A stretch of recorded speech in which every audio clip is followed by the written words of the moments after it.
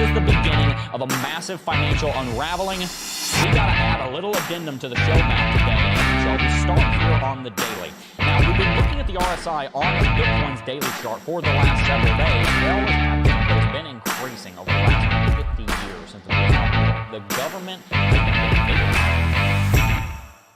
been Good morning, everybody. Welcome to Coffee and Crypto Live. It is me, TA Tim. I am back. I had a great planning meeting yesterday, but I'm glad to be back. Jebb is out today. You know, in case anyone was wondering what it's like to be a YouTuber, it's exhausting. And so, you know, with all the health things he's had going on, today he needed a rest. So we will hopefully, I think we should have him back tomorrow. Shouldn't be a problem. But it is still me and the rest of the team. We're going to get to them here in just a second. But real quick, before we jump into some crypto, I want to know a little bit in the comments, in the chat, what is the coffee you're drinking? What mug are you using? That's my mug. Can you just let me get through what I want to say? I have very cold coffee at the moment because it's been sitting in here for a while in a Jurassic Park mug. What do you guys got? Let's see what everyone is doing this morning. But I'm going to go ahead and introduce my two co-hosts for the day. And by the way, before I shout you guys out, I got to watch back yesterday's show. Smay did absolutely the best ad I've ever heard on any show, anywhere, anytime. If you guys didn't go sign up for Hedge after that, I don't know what's stopping you at this point. But yeah, Smay, T-Shroom, how you boys doing this morning? I'm doing really, really well. How are your hamstrings feeling? Not great. Yeah. Not great. Got some deadlifts in the other day. I don't know if we've ever done this on the show, but I'm going to like the video right here. Whoa. Whoa. Boom. Inception. Likeception. So, how you like those apples? Would you say that you're doing? I have to do this because Jebb does this every show, and I feel like now that he's not here, I have to do it. Yeah. Would you say you're feeling better than you deserve? You don't have to do that. I do. I'm gonna exonerate you. It's not an absolute. But just answer the question. I can't in good faith condone this kind of behavior. All right. Back to you, Tim. Guys, go ahead and smash that like button. I'm about to send it back over to you, Smay, because we have our... Hey, I just wanted to get a proper send to me. Yeah, okay. Yeah. Well, before I send it back to Smay, smack that like button. I know a lot of people want to smash it, but let's upgrade that to a full-out smack. Wow. Ooh. Smack it I right like now. Me some smacks. If you're new here, welcome. Here's the thing about Coffee and Crypto. We're here to have some fun. You know, crypto news isn't always fun to go through, so we're here to add a little spice of fun. We're still going to talk about it. We're still going to give you guys everything you need to make your own decisions about the crypto space. But why not have fun while we do it? So, yeah, you know, speaking of fun, Smay, it is time for some green names. I think I'm going to get a lid. I think I just did T-Shroom's worst fear. I think I'm going to get a lid for my coffee cup next time. Not that I damaged anything. Do? I didn't damage anything. Did you spill on the... No, I didn't, Tim. I did. Don't worry, that stressed me out just you saying that. No, just a little droplet like landed adjacent to some technology. So Adjacent. So I saw that and I was like, Smay's gonna need if he's drinking coffee on Coffee and Crypto, Smay's gonna need a lid.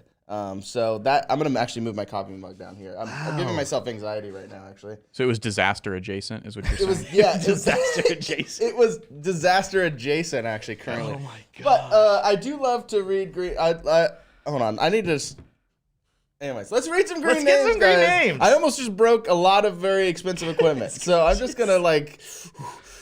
All right, green names, guys. Let's go. This makes me feel good. We have GS. We got Win Peoples. We got Samuel Bryan. We got Crypto JMP. We got Samuel Bryan. We got Samuel Bryan. We got Elliot Locke. We got Greg Jenkins. We got Matt C. We got Greg Jenkins. We got Kevin Grims. We got Colin McDonald. We got Elliot Locke. We got Crypto AI. We got Mike Markle. We got who else we got here? We got Agent Gold. We got GoGo CJC, Sultan Assault. We got Tyler Main and Wood Peoples and Greg Jenkins and Silent and JoJo and Grand Roof Incorporated. And so many great names. We got Colin McDonald. We got Samuel Ryan. We got Christopher McFarland. I need to find some new names. We got I mean, I'm seeing a lot of the same names, so I think I got all of them. I think oh, Michael Payne. That was the last one. Come on. So I just wanted to shout out you guys. Shout out to our members. We love all of you guys. Real quick, Let's go to my screen. Before we go into market pulls and we do our partner of the day, real quick, Bitcoin, these are the big two stories. And I know T-Stream's going to go in a little more detail over on market pulls. But Bitcoin, not only we have the bullish news over the last couple of days with CPI numbers, but also we got that news coming out of BlackRock that they actually are going to be offering potentially spot ETFs here very soon.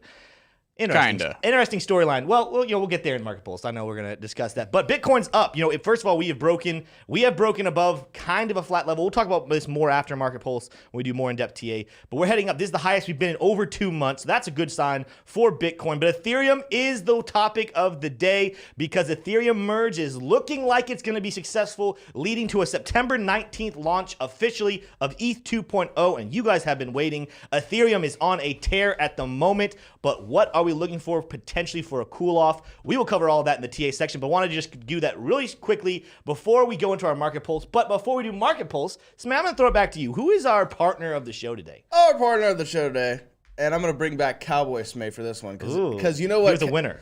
You know what Cowboys love, Tim? What do they love? Cowboys love self-custody. And that's what I want to talk to you about today. Yeehaw! I told you about a way to get stuff loaded into a cold wallet, but then you probably thought to yourself, wait a second, cold wallet? Who has one of those? Well, you could be a proud owner of a cold wallet if you guys use the link in the description for Ledger. Ledger is our preferred means to store your crypto safely, securely on a cold wallet storage solution. It is the way to have self-custody, self-responsibility, and nobody else can get their grimy little fingers in your cryptocurrency. It is all yours, safe and secure. Offline, it's literally just storing your private keys. It is the best thing ever. I'm telling you what, I have a cold wallet. T-Shim, do you have a cold wallet? Oh, yeah. Tim, do you have a cold wallet? I do. And you have a Ledger. I have a Ledger. And here's what I need to tell you guys. And guess where I purchased that Ledger? Where did you purchase that Ledger? I clicked on a link in a description box down below. As in, like, our description box? In our description box. So really? Guys, you heard it here first. That Tim is, in fact, a fellow customer of this product. And would you say you give it 5 stars, Tim? I would give it 6 stars. Whoa. Yes. Whoa. Out of 10 or out of 5? Out of 4. Whoa, guys, you heard it here first. So let me tell you something.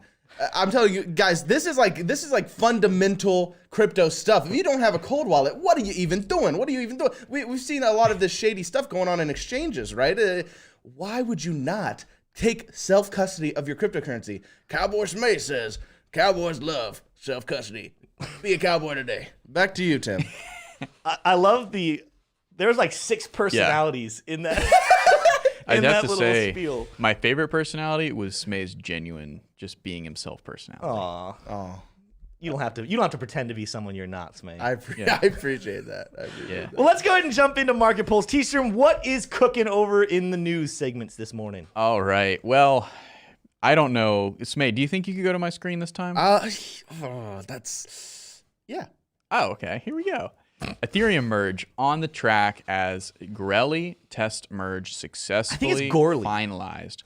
Gorley. Let us know in chat how that's pronounced, but I'm pretty sure it's Gorley. Yes.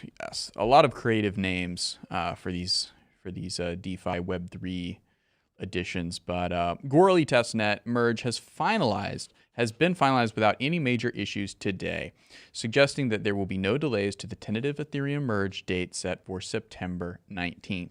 Very, very encouraging. Very encouraging indeed. This is a screenshot from Tim Biko. We're going to be hearing a little bit more from him in just a second, but proof of stake activated. This is what it will look like in September. Again, this is just a test net, but very, very, very interesting.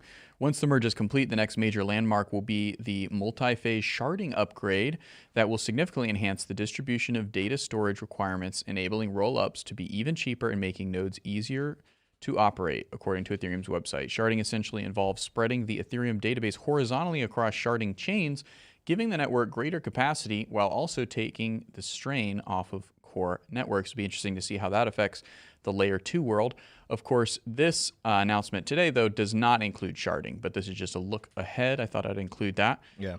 This from CNBC had an inside scoop with Tim Biko, not TA Tim, although, oh man, I bet they wish they could get an inside scoop with They wish, TA Tim. But Yeah, this fit is in in my their schedule. spotting bug section of their piece on Gurley. So Tim Biko, coordinator for Ethereum's protocol developers, told CNBC that they typically know within minutes whether a testnet was successful, but they'll still be looking out for many potential configuration issues in the hours and days ahead so they can quickly fix them. So we're not quite out of the woods, although I'd say 99% of the way there. The easiest metric to track is participation rate, meaning how many validators are online and doing their duties. Biko said if the numbers go down, developers will have to figure out why.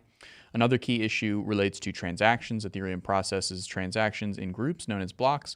Biko said one clear indicator the test went well will be if the blocks have actual transactions in them and aren't empty. The last major check is whether the network is finalizing, meaning that more than 2/3 of validators are online and agree to the same view of the chain history. Biko said it takes 15 minutes in normal networking conditions. If those three things look good, then there's a long list of secondary stuff to check. But at that point, things are going pretty well, said Biko. So things are looking pretty good. We haven't had any indication of either of any of those three things missing the mark. But now we are going to go to our next story in the Market Pulse here. And this is a story from right out of BlackRock. Well, real quick, I think it's really important, and we're going to talk more about Ethereum in the TA section, but I do think it's important that people realize that just because we haven't had a problem yet, and I'm not saying we're definitely going to have problems, I mean, that's not my point here. Just because we haven't had one yet does not mean one won't develop. Actually, some of the executives from Ethereum made sure everyone knew, hey, this is a process over a couple of days. So it's good to celebrate right now. No problem so far. This is great. But we do have to wait a couple of days before we fully feel like we can breathe and be certain that September 19th is going to happen. So far, so good. But in case something happens over the next couple of days, I don't want you guys to be like, wait, I thought the test was a success. It's going to take a couple days of them checking, getting a lot of people in there. Like that article is even talking about, they got to get people agreeing. So it's not quite over yet, but all signs are pointing at success at this point. Absolutely. We definitely need to see if all the nodes get on board and update correctly. So BlackRock launches private trust offering direct Bitcoin exposure. And important part they left out as headline, I'm surprised, exposure to for institutions specifically. But investment manager BlackRock has launched a private trust focused on Bitcoin. It will be its first trust offering Bitcoin direct exposure. The trust will be available to U.S.-based institutional clients, of which there are about 200, if I do recall correctly, and will be BlackRock's first product that offers direct exposure to the price of Bitcoin. Despite the steep downturn in the digital asset market, we are still seeing substantial interest from some institutional clients in how to efficiently and cost-effectively access these assets using our technology and product capabilities, BlackRock said in a statement. So seeing a lot of interest in digital assets still from their institutional clients.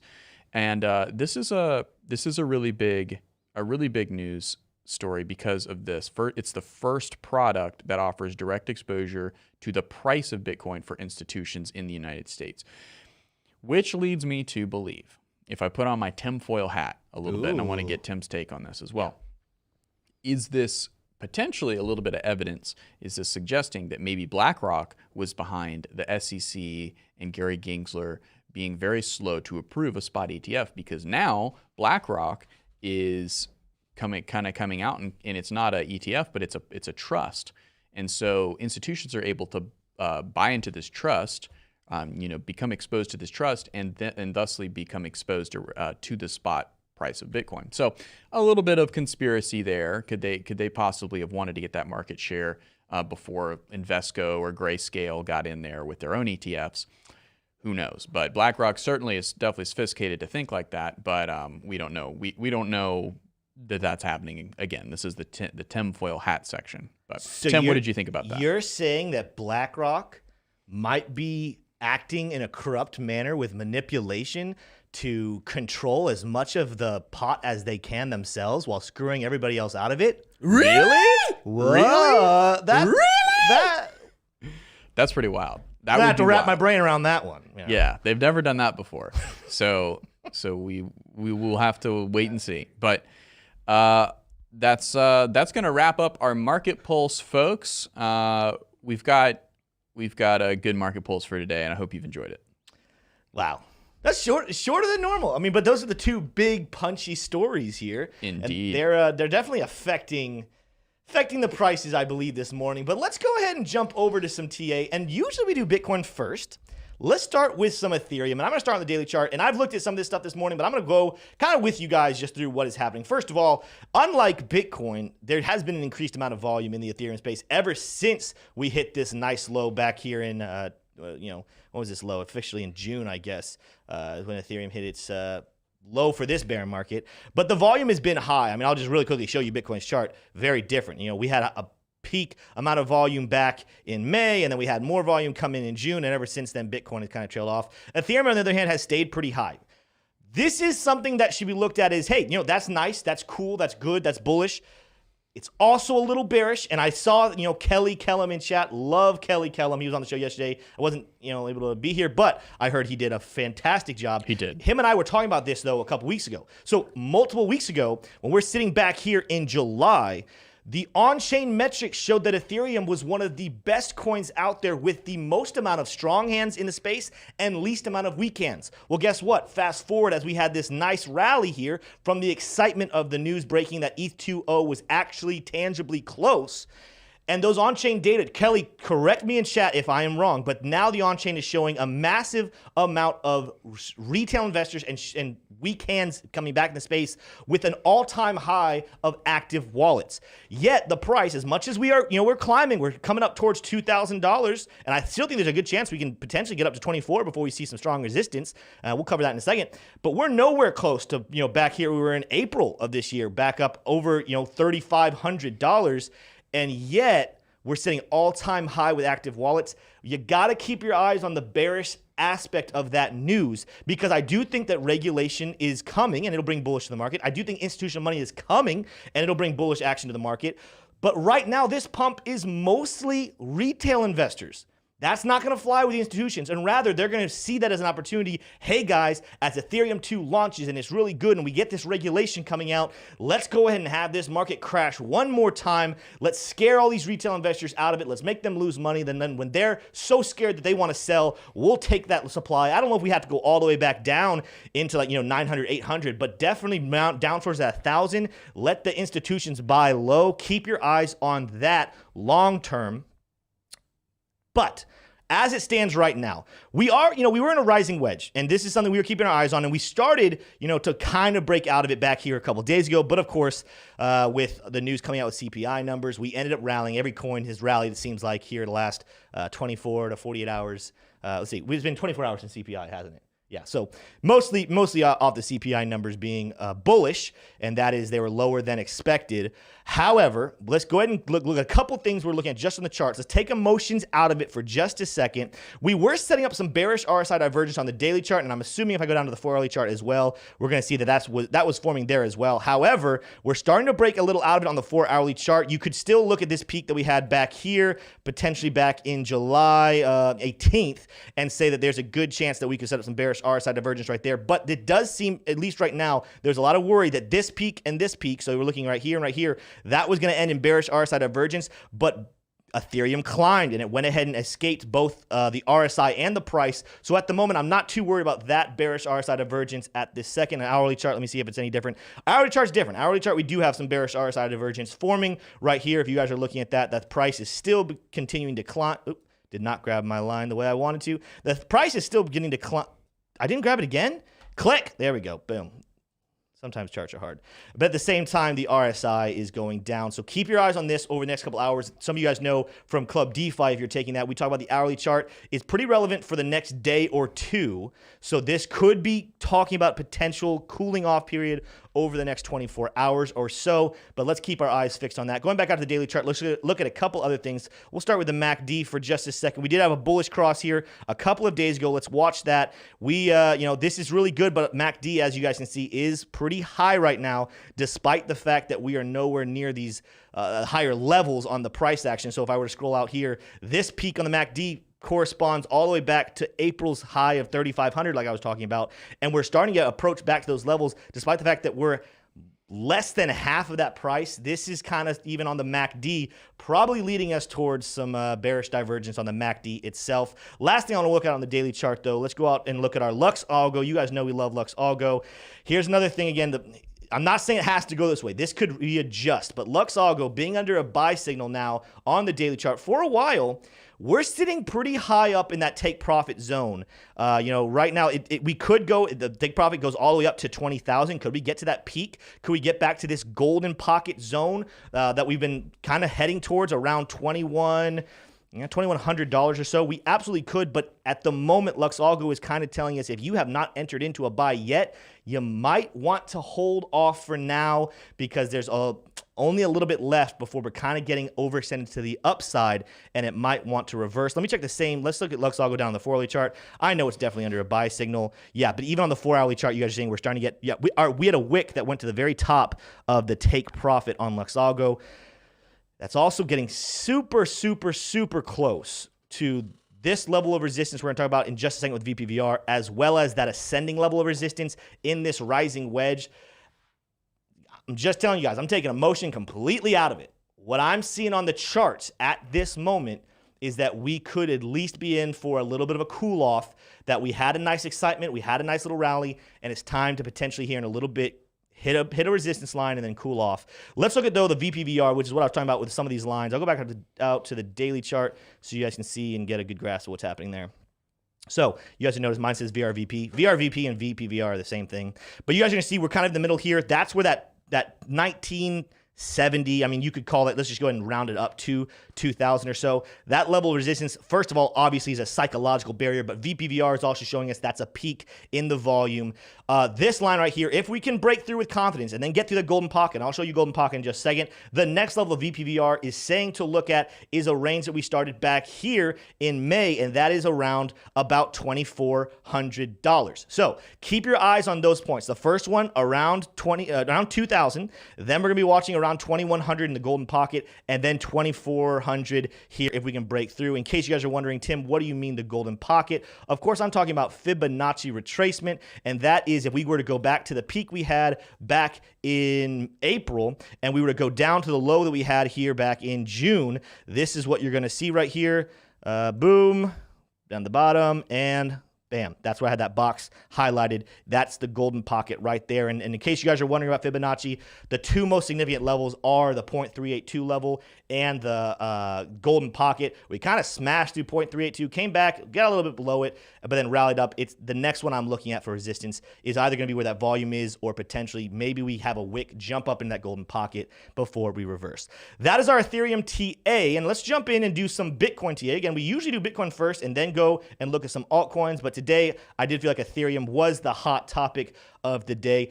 Bitcoin has some very interesting things happening now. Now, I've been talking about this, which I'm going to go ahead and get rid of this line. Why did I even draw that line? I guess that one could be if we fall through. I'm going to delete that one for right now, though. You might have been sleeping when you drew that line. You might have woken up. I absolutely might have been, Sleep charting. Do you guys, this is how you know that you do a lot of TA, when your dreams are charts. Like, I chart things in life. Like, I don't just chart crypto. Like, I'll chart, like, vacations. Like, my dream will chart, like, my vacation trips. Tim, what's your analysis of me right this moment? Really strong VPVR. I'm seeing a lot of green candles. I think your time on the show is definitely bullish. Getting more minutes on each and every episode, and your personalities. They're really coming up. What I'm worried about, some bearish RSI divergence with the energy. I think that potentially if you don't really recuperate very well at the end of the day, we could get some low energy Smay over the next couple of shows. So I'm keeping an eye out for that. But all signs point right now, I'm still under buy signal on Smay. Buy signal. Yeah. Okay. I still got the buy signal on Smay. I'm seeing there's a bear cross on Smay, so I'm kind of a little worried about that on the MACD. A bear cross? Okay, let's go back to Bitcoin. Back to Bitcoin, guys. Let's go. So, what I was looking at right here, what I was telling you guys, this yellow line, which has significance that plays back into the entire history of Bitcoin. Some of you guys know I've talked about this. I've been talking a lot about this on office hours with my Club DeFi guys and girls who are fantastic. But this line has several points of significance all the way back dating to April of 2013. It's been used as both support, resistance, support, support, and now if we zoom into this daily chart, you're going to see that this line has been being utilized as resistance once again. Can we break through it here anytime soon? That is the question. But a new line that I do think is significant is popping up. And I've seen other technical analysts talk about this line, and that is a flat level resistance. Yes, we have candle bodies here back on the 30th of July that popped through it and then came right back down. But this is kind of a flat level of resistance that had 1, 2, 3, 4 touches that we have broken through with several candle closes. We had 1 candle close back here on the 30th of July, but then we came back below it. Now we have 1, 2, 3 candles closed above this line. And of course, this flat level resistance with the continuation of the ascending level of support. We're setting higher lows, flat tops. This is an ascending triangle that is breaking out bullish as expected. And now, this is one, I'm not saying this is perfect. Again, I'm just going to take emotions out of it for a second and do some TA. When you're looking at ascending triangles, the way you predict what the breakout's going to look like is you go from the beginning of what you're looking at, and then you go to the whole gap of what the beginning of the ascending triangle looks like. So right now, of course, I go to the bottom here on July 13th, go to the first peak we had here on the 20th of July, and I extrapolate this over to our breakout of this triangle, and this would give us a price prediction sending us up into this green zone, I'll talk about it in a second, around $29,000. Let's just go ahead and kind of round it to a closer number, $30,000 that you guys have been hearing about for a while now. This, again, don't take this as the gospel. Don't take this as, oh, well, we have an ascending triangle that is predicting 30,000. We have to go hit it now. No, I'm just doing technical analysis and using what the tools I have to try to make an estimation of what I think the price could get to. There's things we have to look at, though, along the way. And you guys know I've been talking about this golden pocket for a while now, between 25, why did that golden pocket spread out on me? I used to say 25.4. Well, it's, 25.3 and about 25, what is that, 8? That's our golden pocket. I'll go ahead and draw that one for you. If you guys are wondering, Tim, where do you get that golden pocket from? Why do you have that zone right there? It is if I were to go back to the last peak we had before this massive dip back in June, and we were around $31,000. Grab my Fibonacci tool, trace from that top all the way down to this bottom right there, the 17.6, and of course that's golden pocket right there. We are heading right up towards it, right with that yellow line of resistance that's tracing back again the history of Bitcoin. So keep your eyes on the golden pocket at first. That is going to be significant. It's something we got to keep our eyes on. There might be some at least hesitation if we're going to break through it before heading up towards 30,000. And let's talk about those green boxes we have. Let's bring up that VRVP or VPVR, whatever you want to call it. We have broken through this significant level. So this gave us a lot of problems. I mean, just look at this. Look at this volume coming over, and then look at where our line is. It's right there in touch with the peak of the VRVP, VPVR, whatever you want to call it. But now we got a lot of blank, got a lot of low volume space. The one little peak you guys can see on my chart, I'm going to make sure you guys see it. That corresponds perfectly with our golden pocket. That's why I think that level is kind of significant. But then it's kind of easy sailing before we get up to around 28,500, and potentially as high as 31,000. But more realistically, that peak comes somewhere around $30,000. That's what we're seeing from a volume profile standpoint. Now, again, I talked about the volume earlier when I was talking about Ethereum being low. This is significant because low volume means that all this upside move is not really backed by a whole lot of buyers. Like, this is actually probably more of the bears just not making much of an effort, more so than bulls being in full control. What you want to see as we start to grow up and up and up is you want to see the volume come in to kind of back this up. But this goes with something I've been talking about for a while. And I want to kind of, kill a fake news out there. This is fake news that people are like, oh, how does a technical analyst do this? How does a technical analyst both predict 30,000 and 20,000? Well, here's why. And this is how you can do it. You can predict that price is at one point going to move bullish before hitting resistance and then go bearish, or vice versa. You can predict that we're going to fall down to a level before rising up. I think most people who are in the Bitcoin game know that someday we will see $100,000 Bitcoin. We'll see $500,000 Bitcoin. I'm of the opinion I think we'll see multiple millions. I mean, who knows if we're even call it that at that point if the US dollar is still operating the way it is. But I think we'll see Bitcoin be the equivalency of millions of dollars compared to USD. I think that in the next couple of months, it's very likely we end up seeing a $30,000 Bitcoin and a $20,000 Bitcoin, because I do believe right now with this low volume, what we're seeing happen is a lot of pressure go up. We're seeing a lot of bullish news. Here's what I talked about on Ethereum though. As regulation gets closer, as stories continue to develop, like what we just saw happen with BlackRock, which is showing the first couple steps of the institutions coming into space. Watch them pump the price, make some profits, get retail investors really, really, really excited as we come up here, where you're gonna see a bunch of retail investors buy right here in this region around $30,000 because, oh, here we go, guys. Bitcoin's back. We're in a bull market. It's going to the moon. Before they go ahead and short the market, bringing it back down to around 20, maybe even coming down. Again, I think potentially we do see an $18,000 price. Some think even lower. Some think it's still 12. I don't know if we absolutely have to. I'm kind of undecided about how low we actually have to go. But I think that what we're going to kind of see play out, and we talked about this on the show before, retail investors, when they miss the bottom, when you miss the bottom of a bear market, that just sucks. That it sucks to be you. Nobody cares. And I'm trying to be as sensitive as possible. But you got to understand, as a retail investor, nobody but you cares about your holding. It's you true. can cry about it. Or you can say, all right, I'm going to learn to play the game. When institutions miss the bottom, they bring it back. See these high volume peaks? This is what tells institutions, guys, there is levels down here that people are willing to go down. Anything lower than this, you're probably asking for a lot to get the price lower because all the retail that's left is just going to put their money in a cold wallet and sit on it, and they're going to be diamond hands, they're going to be strong hands, they're not going to sell anymore. But all this low volume, remember, this isn't necessarily strength of the bulls. This is just weakness of the bears going to sleep, hibernating. They can absolutely bring the price back down to these levels, and that's what institutions do. And in the process, all the retail investors who got in during this uprising will get scared. Like I said, the price might go all the way up to 30,000. That's exciting. People will buy more along the way. And then when they see the price start to decline, they're going to get scared and say, I don't want to lose any money. Oh, it's going down to 5,000. Let's go ahead and sell out. And then down here, when we get back to where we only have strong-headed investors from the retail market, that's when the institutions will say, all right, it's time. Then the volume will explode and the price will go back up to all-time highs. A lot of that has to do with what we see happening with regulation, what we see happening with the recession, whether we're in one, whether we're not in one. Whole nother can of worms right there. What we see happening in Asia and Europe with a current war happening in Europe, a potential war happening in Asia, all those will play into what happens to price action.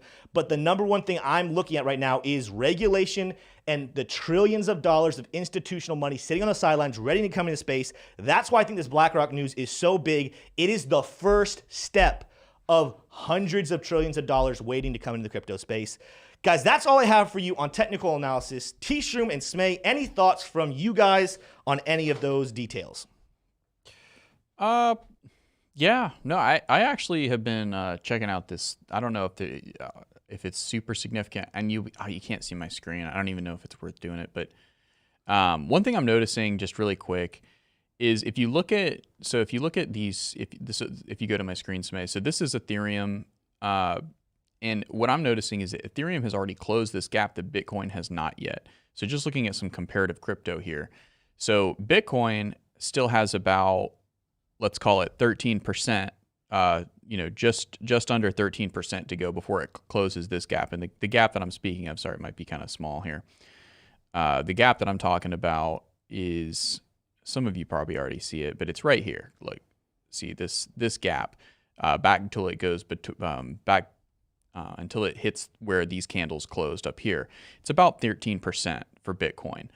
So if you go 13% below where Ethereum's candle closes were around that same level, around 13, 15%, 13, kind of upper 12%. Let's see if we can get to it.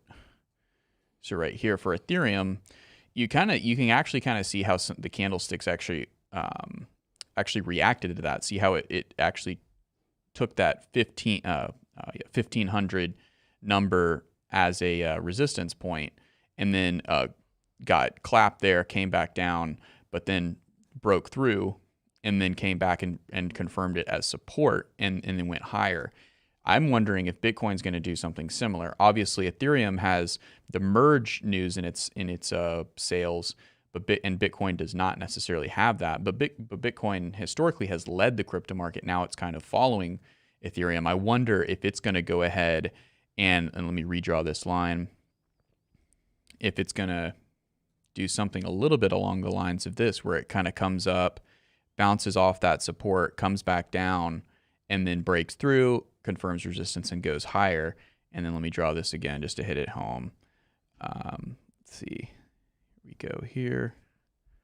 So you kind of see how those lines go up, and then so I would be predicting that it would kind of be coming up and testing around 26,400, and then it would go back up to, and then go back up and tickle 30,000. So just kind of another theory to kind of pretty bullish theory, to be honest, to see if it can close that gap between Bitcoin and Ethereum and kind of reassert that, hey, Bitcoin leads the way, not Ethereum. But we'll see. I mean, Ethereum does have a lot more fundamental wind in its sails there, but Bitcoin, theoretically should follow suit. And I think the other thing that people need to understand is that Ethereum at the moment is also running a lot on hype, which is completely okay. It's completely okay, but there's going to be some fundamental issues going on when ETH 2.0 officially launches. There's still going to be a lot of, hey, this is fresh. Is it actually going to work? Are projects going to move to, are companies and projects going to move from Ethereum potentially over to DOT or to Cardano or to Solana or something else that they think has been running a little more. Also, you're going to see things like Ethereum Classic. It's going to pick up. I believe there's a lot of miners that are currently already switching over there. But in case you guys haven't noticed, Ethereum Classic is going crazy. And you know that we're not the biggest Ethereum Classic fans. If you want to invest in Ethereum Classic, that's completely up to you. Obviously, people who have been investing in Ethereum Classic over the last couple of weeks have been making some money with it being up over 200%. So it absolutely money to be made over there. I think we could see that continue to climb. I think Ethereum could get up to 2,400, maybe even a little higher before it gets a little bit of a cool off. So it's one of those things. Just keep your eyes on the fact that just because something starts to rally, don't act like, oh, well, this rally means it's just straight up from here. Things that go up come back down, and maybe it won't come all the way back down, but it will come back down. So that's why, when I was doing some of the tea, I told you turn off your emotions for a second. Let's just look at the charts. And I'm not saying turn off your brain. I'm not saying don't pay attention to what's in the news. I'm not saying don't pay attention to the sentiment in the market. But sometimes it is good to just take emotions and everything out of it and just look at the charts, look at the data, look at the numbers, and then make an informed opinion. Last one I'll do before, we'll do some super chats, and then we have a discussion section. I saw people in chat wanted me to quickly look at ADA. I'm not gonna spend a lot of time here, but go to my chart real quick here, Smay. I was on the 6-hour chart, I don't know why, 4-hour chart. Similar to what I was saying with Bitcoin, only difference is Cardano has not broken out, which to me means that I think that it actually has a little bit more of a bullish stance. This yellow line, you could easily say it was in a rising wedge, same as Bitcoin, same as Ethereum, but I think there are things pointing towards maybe potentially a little more bullish action.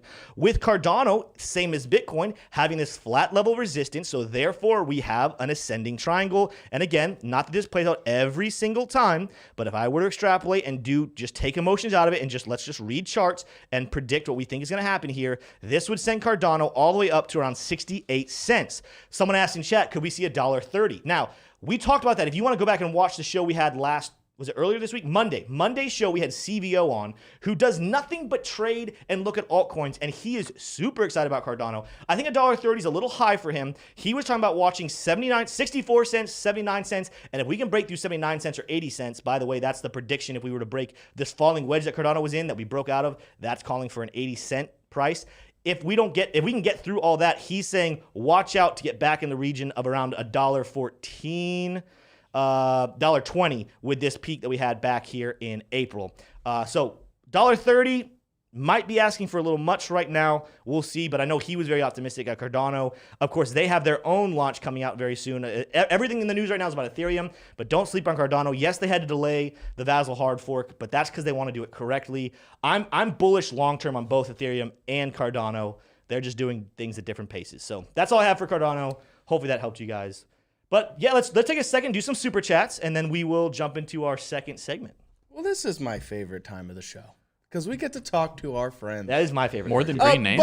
But real quick, well, that's talking about them. It's adjacent, know, it's adjacent. But here's what I want to say. I have a smooper chat. Ooh. I have a smooper chat. My smooper chat is that I wanted to. I know you briefly stepped on some toes, but I want to really step on those toes. Let's do it. When we're talking about nobody cares about your crypto holdings, I just wanted to touch on that real quick. I really love that you said that because that's one of my favorite parts of cryptocurrency. There is no what's the FDIC, the thing that insures your holdings? Yeah, FDIC. Right? FDIC. Okay. What's the FDIC? What's that Nile River in It's Egypt? the FDIC. Tim, that is not very. You're I'm breaking sorry. our alliance. I apologize. You're breaking our alliance, Tim. Alliance. What's I'm that sorry. Eiffel Tower in Paris? What's it called? Eiffel Tower. Yeah. Anyways, what I'm saying is, guys, there's no FDIC for crypto. Literally, it is the Wild West, and that's what I love about it. And it's all about self-custody, which is, check out Ledger. But what I'm trying to say is that this is the advantage of cryptocurrency, is that no one cares about what you're doing. So you have to be responsible for your own crypto holdings, and you have to really go to war with the market in some ways. So that is something to really take home of it. Everything Tim just said. I mean, a lot of that is great analysis, but really what Tim said was very powerful. Realize that there's no entitlement in crypto. Nobody owes you anything in crypto. Yeah. The institutions don't owe you anything. The government doesn't owe you anything. You are responsible for your cryptocurrency, and that is an advantage, but in some ways it can be a dangerous, it could be a treacherous territory. But we together, that's why we have this channel, we are a community of crypto enthusiasts that are here to help each other weather the storm, because we care about each other's crypto holdings, right? Yeah. So that's what we're here for. That's why it's important to be involved in these cryptocurrency communities. The ones that aren't trying to take a Bitcoin and send you two back. You know what I mean? We're actually here to help gather together and be that team to go and navigate a treacherous market that is the cryptocurrency market. Anyways, let's read some super chats. So we have from Elliot Locke. He gifted 5 Crypto Jebb memberships. So, I love reading green names. He just gave me 5 more 5 new green names. I love it. Wow. And then the only other super chat we have here is from Elliot Locke again. He says, sometimes charts are hard, Tim. LOL. Look at the Cardano 4-hour chart. Double top? And will it play out or be negated with the market run up? Go to my screen. I'll look at it again. I mean, I was looking at the 4-hour chart when I was talking about that. So again, I hear you. Yes, it's a double top. Guess what? I'll raise you one. Ooh. What is it when it's 5? Fripple chop.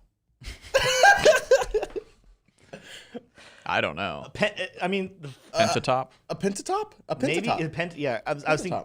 I'll raise you from double to penta. 1, 2, 3. I don't know if you used that right. Ooh, maybe 6. Oh, a sextal top. Is it sextal? I don't think that's definitely not sextal. Someone tell us in chat what it is. But yeah, double top. He's talking about these two right here. But again, go back. There's a wick right there. There's candle body closes / wicks right there. Wick. That's 6 touches. That's the significance of that level. And again, look at every single time we do it. We touched it here, didn't quite go as low, but it's higher lows. That's why it's ascending triangle, and ascending triangles more often than not break bullish. Somebody said it's quintuple. Quintuple? But isn't that 4? No, that's quarter, like a quarter. So not quin is different. Okay, so that's what? So then what's a quadruple? Okay, so there's quadruple would be 4, yeah. Yeah, so then there's quintuple. Sextop. No, Sextuple? Matt C said Sex Pistols. Sex Pistols?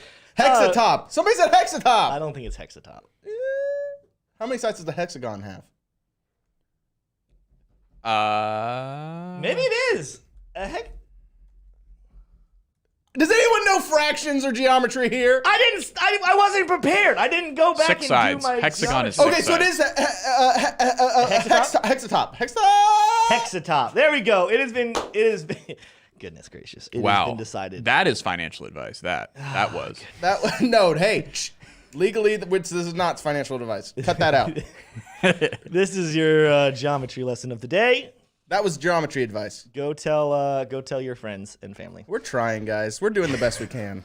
Someone did mention in chat there's bearish divergence. There is bearish divergence, and what we call weak bearish RSI divergence, or what Crypto Lifer calls Type C. Not gonna let it go. Divergence. You know what else? Not Another name go. for it?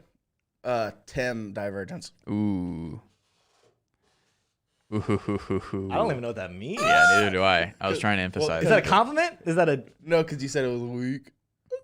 Oh, gotcha. alliance? We have an alliance Tim is that not you weak. just reminded me of. No. What I meant to say is it's the anti-TEM, because getting you strong. Oh, there we go. Yeah. All right. Thank you. So it's the opposite of TEM. Tim was deadlifting like 500 pounds the other day in the gym, and I was just like sitting there in awe. Look at those glutes. Yeah. All right. They're putting some work in. Was there any other super chats or any good questions in This has been a fun show. This has been a very fun show. Any other questions we saw in chat? Yeah, I mean, I have a couple of them. So we have one that's what's geometry? All right, let's go ahead and jump into our jump back second into the segment. analysis. Yeah, good idea, Tim. All right, so here's, obviously inflation and recession and everything else going on in the news has been the most leading indicator of what is happening in the crypto space, what's happening in the stock market, what's happening to equities. And so something really big, I'm going to throw it to T-Stream to kind of update us on what's happening. He's got an article for us, but Oil has been probably one of the biggest indicators of what is happening with inflation. And of course, we've seen those numbers come down. So I want you to read the article and answer a couple questions. But while you're going through it, I'm going to ask you this question first, T-Stream. Are oil markets driving inflation and the Fed decisions, or is it something else? Let's go ahead and break into that article, and then we'll get going. Yes, so that's the answer we want to have in our minds. And the answer's pretty squarely yes, in my opinion. So we'll see. Chicago Fed's president, Evans, expects rates hikes to continue into 2023. And we're going to dive in here. So a Fed president from Chicago has come out and given some guidance, even though they weren't going to be doing that. So we do not expect that we're finished with rate hikes, he said. He sees the federal funds target rate at 3.25% to 3.5% by the end of 2022. That's something we've been kind of baking into our analysis, and at as high as 4% by the end of 2023. So it's quite possible we'll be able to tighten monetary policy enough to bring down inflation, and the unemployment rate will only rise towards 4.25. So 4.25 kind of showing a little bit of their cards here. 4.25 is kind of what they're expecting unemployment to get up to during this period of QT is what they're calling it, quantitative tightening. This 4.25 is, he's saying, a more sustainable level than the recent 3.5 rate, Evans said. So again, expecting that unemployment rate to go up, hopefully only as much as only up to 4.25. He expects core consumer price index, the core CPI, to get closer to 2.5 sometime next year, and 2.5 I believe is just 50 basis points over their target rate, which is 2, but that's going to happen sometime next year. Earlier on Wednesday, core CPI rose to 5.9, unchanged since June. So that, I believe that was it. So that's what the president in Chicago, not Jerome Powell, but right. this is one of the, and I believe he's a voting member. So he won't influence that September number. He's saying that they are going to continue their rate hikes into 2024, 2020, at least 2023, but I think he also said 2024. So, 2023. So not 2024 necessarily. They're not talking about that quite yet. I misspoke, but they could see the federal funds rate get as high as 4% by the end of 2023. And what's keeping them from going higher or lower, what's really the deciding factor with these rate hikes ultimately right now, as they've said, is inflation. They're also considering unemployment, right? Unemployment's definitely important, but it's kind of staying tight. It's kind of staying put. It's staying down where it kind of needs to be, which gives them the green light to be as hawkish as they feel like they need to be. Well, now with this latest CPI print, that the headline CPI print lower than the previous year and the forecast, and the core inflation, the core CPI printed about the same, exactly the same as June. It gives them the impetus to kind of say, okay, maybe we can give the stock market a little bit of a break and actually go ahead and do 50 basis points rather than 75. And that would be very, very bullish for the market because that's signaling a reversal in the policy. But he's saying, okay, regardless whether or not we do that, we are still going to be hiking these rates. Even if it's at a decreasing rate of increase, we're still going to be hiking them into 2023 and up as high as 4%. So that's something to keep in mind. 4% is actually somewhat low, in my opinion, but it just depends on how inflation goes. And how inflation goes is dependent on oil, right? It's dependent, as you can leave my screen now, but if you haven't already, but oil markets are driving inflation and Fed decisions. So really the question is how much, to what extent? So I'd ask you, Tim, you know, looking, I don't, oh, actually you weren't here to look at that, the CPI breakdown, but oil was far and away, especially gasoline, is far and away the most volatile. I believe it was down 11%. So in this month of July that the CPI was measuring. Versus food and housing and all the other ones, they were down marginally, you know, nowhere near 11%.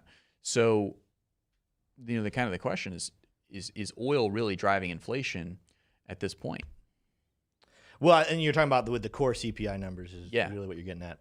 Yeah, I mean that's the question I would say that, and I don't stay up to date with what's happening on the oil market. Do you have the chart for the oil market? I can bring that up. Give me just a second. I think that'd be the good question to ask because of course the numbers we just got were the numbers from July. Yep. We have no idea what's happening. And here's the thing to remember. I think if anyone thinks that because we went from 9.1 to 8.5, or the core went from, was the core 6 last time, or was it 5.9 last month? 5.9. Okay, it was last. So a lot of people thought it was gonna be over 6. So the fact that it stayed still does not mean, I know there's the narrative out there that says, oh, we hit peak inflation, it's downhill from here. Well, that's just an opinion. That is not factual yet. And of course, we just had a bill passed this week to turn money printers back on. Now, to the level of degree, nowhere near as much as what we did during the pandemic, but we're turning the money printers back on. This is like saying I had a hole in my boat and I put some tape on it and there's not as much water flowing into my boat, so we can just go ahead and ignore that hole now. Yeah. And it's like, no, you gotta continue to patch that hole. Good start. I love seeing those numbers come down and stop getting higher and higher and higher. But I'm really hoping Jerome Powell and the Fed act responsibly and say, haha, we finally got a lead on this. We got somewhat of a control on it. Let's continue these 75 basis point rate hikes. Forget that number I said last month when I said that we want to end the year at 3.25 to 3.5. Let's go. If it's going to be at 4, if it's going to be at 5, so be it. We are going to tackle inflation. And like this person said, I can't remember the name, but from Chicago, who said, hopefully sometime next year we get down to, what was it, 4? Yeah, Evans. That would be Charles phenomenal. Evans. That would be phenomenal for the economy. And throughout the process, we'll pick up on crypto. There will be more education, more people adopting it. It'll be good to have a stable economy and a thriving crypto. Yeah, absolutely. So, Smay, if you want to come over to my screen, I do have that oil story up, and you can, as you can see, so this is right here is July 13th. So this around here is kind of where it peaked out. March it really peaked out because it did get close higher on the hourly. But over here is where we're really concerned with, because this is was the beginning of June, and this is where oil prices started to come down, and then they haven't stopped coming down really until since today. Today they are starting to rally back up, but they're still in this just channel right here, and they're not really showing any signs of breaking out of that just yet. If you come down and look at the Lux Algo's little indicator here on it, you can start to see that this is actually turning around. It's in its first reversal channel, second reversal channel actually, and so it could potentially start to reverse now as it's becoming oversold oil. But it's still and it's also out of that $100 per barrel channel as well. So this would be that $100 per channel barrel around here. So it's currently trading at $92 a barrel. And the lower that gets, theoretically, the lower inflation is going to go, because every good, every service is except for housing, is determined by the price of oil, because a tomato is going to be slightly more expensive if oil is more expensive, because it took more cash to get it to you. So oil is extremely important. And so it's highly correlative of inflation. So Tim, I would throw this question to you, is like, so as crypto traders, we understand that the Fed rates, we saw it this week. The Fed decisions have been highly influenced by these inflation prints, and these inflation prints have been highly influenced by oil. So should crypto traders be really sitting there watching the OPEC news and watching the rig counts and watching every little thing they can on oil news to be trading crypto? Is that kind of the conclusion that we're coming to here? Yeah, I mean, absolutely. Pay attention to what's happening there. So you're saying for someone to do the trade, because pay attention to it's not going to affect the price, obviously, Right. Just like everything else. But being very aware of it when you're making informed decisions and we're preparing ourselves. So this is something. What I'm going to say right now is, as we're expecting CPI numbers next month to come out again, so we'll see one more job report rate and we'll see one more CPI release before we get to hear from Jerome Powell and what he wants to do with interest rates. Let's make sure we're looking at what's happening to the price of oil. If we see the price stay decline, which, by the way, I was just looking at the charts. I know you were going through it, but on the daily chart, there's definitely still room to the downside. There's some minor bearish divergence on the 4-hourly chart, but we're talking about 4 weeks from now when we'll hear more about this stuff. So 4-hourly chart does not stay relevant for 4 weeks. The daily chart, though, kind of does, and there's still a lot of room to the downside on the daily chart. So it's something I think that there's a recipe for success with that oil chart to continue to go down. Doesn't mean it absolutely has to, but there's a recipe for success. Let's keep our eye on it, and potentially this could lead towards maybe Jerome Powell says, let's take a breather and go down to 50 and see where we are with that. We'll see. Yeah, we shall see. And I think my answer to that question is no. You do not need to stay glued to oilprice.com or something like that, like a company, a website that's tracking oil and oil only. I think as long as you stay tuned to us, we will be keeping you updated to the extent that it matters, the oil price. But there's a lot of other things that are really affecting crypto as well. Obviously, the merge, as we talked about, the merge is extremely important, and as Bitcoin price potentially catching up with Ethereum. But if you do have extra time in your hands and you are trading, if you're a day trader listening to the sound of my voice right now, you may want to start looking at oil prices a lot more scrupulously than you were before.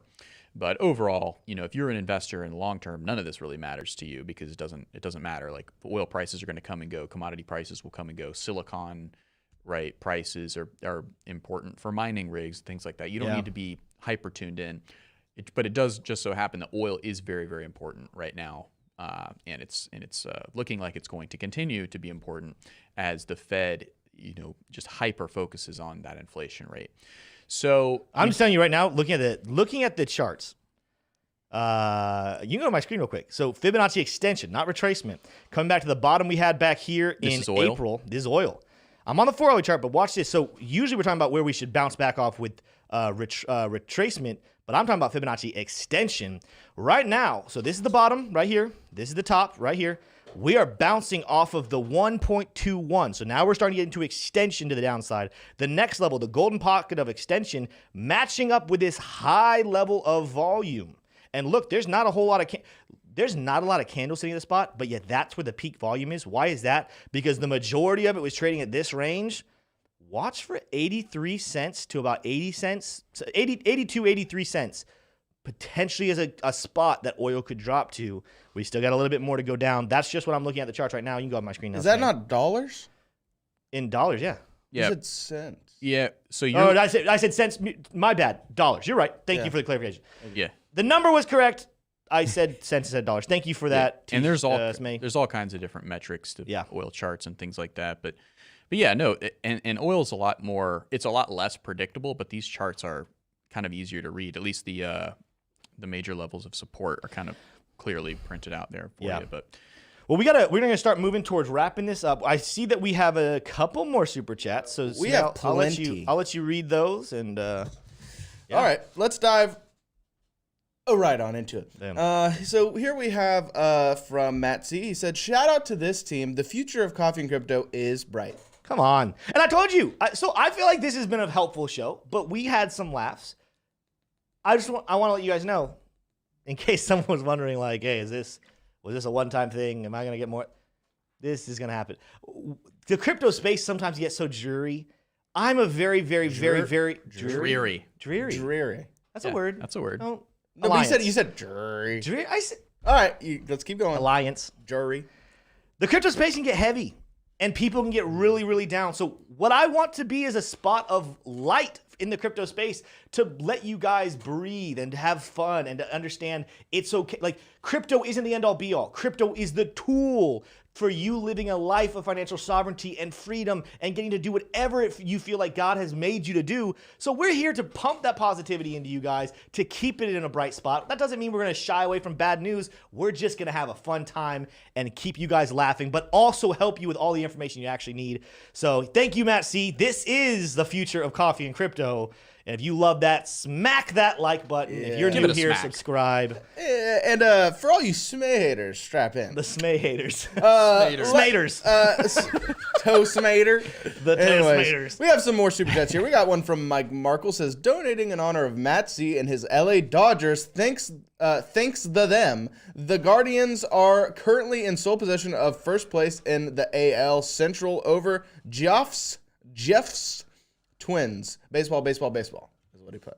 He's talking about Jeffrey's Minnesota Twins. So I gotta be honest with you. That was like sports ball. That was like Japanese to me. I have baseball. no idea. They're talking about baseball, which is I'm not up to date on all my baseball stuff, but I know enough to know he's talking about Jeffrey Fritz's Minnesota Twins, Matt C, of course, with his LA Dodgers. Okay, so we're gonna just sports ball. We're gonna just sail right past it. No, I say we camp out on this. I say we do another 15 minutes trying to decipher the Wow, he just muted him. We're gonna Whoa, is this around the horn? Right is this around the horn all of a sudden? All right, guys. So we got another super chat from. Do you want to finish your take? I'm just trying to remember that word. Hieroglyphics. Hieroglyphics. Okay. No. There we go. All right. That was rude of me. I gotta be honest. Oh, you don't have an alliance with him, to be fair. Yes. So that's right, T-Shroom. Anyways, we have another super chat here from Elliot Locke. Says, Smay, give us some price predictions for Bitcoin, Ethereum, and Cardano for say end of the month and say end of the year, please.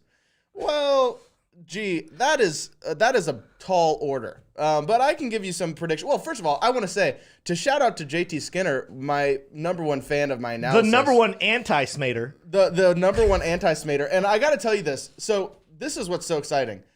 Go back and watch Tuesday's show when we did price predictions. This is going to make JT Skinner real proud. I called exactly what ended up happening. My price prediction looks like pretty... Good job. Because literally what I said was, I think the inflation is going to come in lower, and boom. So I told you as soon as all those numbers, I'm Team Smay for this week. Like you're gonna win. Like we have to wait 24 hours. So I'm so you're gonna win. That's for you, JT Skinner. I did that for you.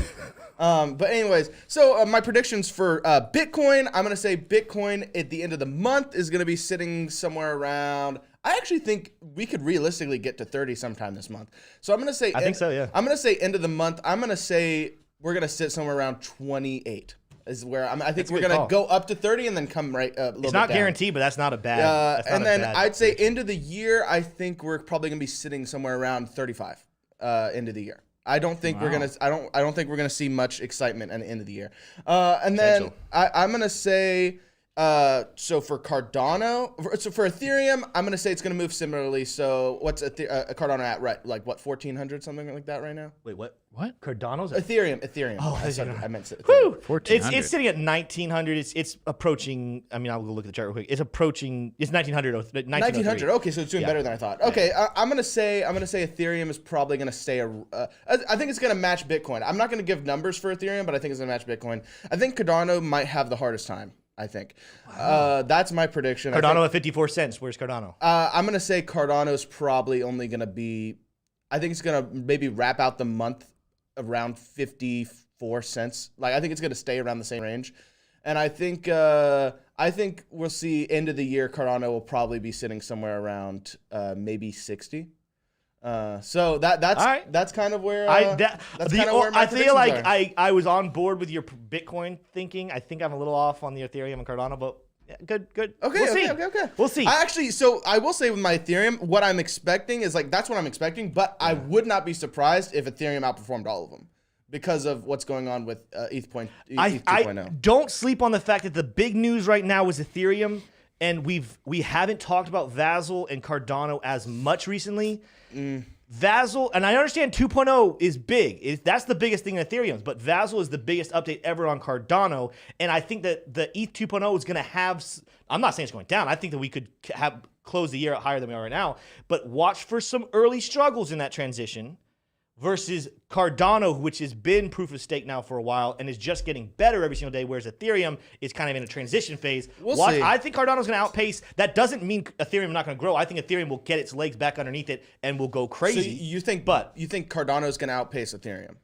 The rest of this year, yeah, I think so. Okay, I mean, I don't hate that. I think that's very And possible. that's no hate to Ethereum. That's just how highly I think of what Cardano is going to be able to do. But that is all we have for you guys in today's show. Thank you to everyone who stuck with us throughout that whole process. I do have one last thing to say. I know we're over, but this is very important, guys. You know, here's what's very important. What is more annoying than crazy delays and ETH merges and stuff? You know, that's pretty annoying, right, Tim? It is. You know what's more annoying? Doing taxes. You know what? I think doing taxes is significantly, and planning to do your taxes, like the planning that goes into setting yourself up for taxes. I mean, you're getting papers and bills and receipts, and it's gross. That's why you guys need a CPA. But now you're asking yourself, well, I trade cryptocurrency. How is a traditional CPA going to help me out with that? They don't really know crypto like that. Well, what if I told you we know? We have a little line to a crypto enthusiast CPA, somebody who knows crypto by heart and is a CPA. Really? He knows it by heart. And has helped, memorized it. and has helped so many people save a lot of money. Go check out the interview we did with him like 2 weeks ago now at this point. It's Anthony Price. Anthony Price is one of the greatest crypto CPAs you can possibly get, and he's very affordable. And guys, here's what's great. Yep. For all of our Crypto Jebb fans and brothers and I have to say family, you guys can go check out the link below, and he'll give you a free 15 to 20 minute consultation to talk about what he could save you. And he won't even take you as a client if he doesn't think he can save you money. So if he takes you as a client, you're guaranteed to save money. So I just want to say that. Do we have one more super chat? You want to read that real quick before we close? I mean, we're already 5 over. Why not? All right. We have, do you think everything will rocket in September? You got ETH merge and Vasil hard fork for ADA. That most likely will happen in September due to staking emissions schedule. Also, I mean, to just add to a super chat, you're also looking at potentially a more dovish Fed in September. Potentially, so, yeah. I mean, they should stay hawkish, but all signs at this point point towards them potentially taking a step back and just letting the economy breathe for a second. So I absolutely think September could be a big month. But again, there's a lot of time between now and the end of September for a lot of narratives to shift and change. And so let's keep an eye on it. But I love it. And NMCT, thank you so much for the super chat. Guys, that is officially the end of the show. We are 6 over, and that's probably going to be a normal thing. Have we ended on at 11 o'clock? Well, actually, I have one more thing. No, I'm joking. I'm joking. You do not have any more things. I'd say we reread that Dodgers. We do not go back to the Dodgers. That is all we have for you guys in today's show. We love you guys so much. It's Thursday, so we got one more show for this week tomorrow. Don't miss it. I have an interview today all over on Cointelegraph at 1 o'clock Eastern Standard Time with Caleb Franzen Smay. That's my favorite guy. Usually say I like that guy. I like that guy, Caleb Franzen. All right. Yeah, don't miss that one, guys. With that being said, though, I love all of you guys, and I will see you in the next video. Peace. Oh, I got a real good feeling.